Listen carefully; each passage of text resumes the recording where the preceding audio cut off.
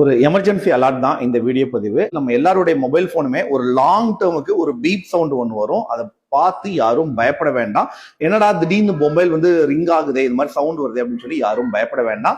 இது பாத்தீங்க அப்படின்னா டெலிகாம் டிபார்ட்மெண்ட் ஒரு டெஸ்டிங்காக இதை பண்றாங்க. இது பாத்தீங்க அப்படின்னா எமர்ஜென்சி டைம் பீரியட்ல ஒரு டிஸ்டார்ஷன் நடக்கும்போது ஒரு எமர்ஜென்சி அலர்ட் கொடுக்கணும் அப்படின்றதுக்காக ஒரு டெஸ்டிங் பண்றாங்க. அதுக்காக நம்ம எல்லாருடைய மொபைல் போனுமே பாத்தீங்கன்னா நாளைக்கு ஒரு பீப் சவுண்டோட பயங்கரமா அலர்ட் கொடுக்கும். இது ஏற்கனவே ஒரு 2 years பிஃபோர் பாத்தீங்க அப்படின்னா பண்ணியிருந்தாங்க. ஐ திங்க் 2023 இது மாதிரி ஒரு டெஸ்டிங் பண்ணியிருந்தாங்க.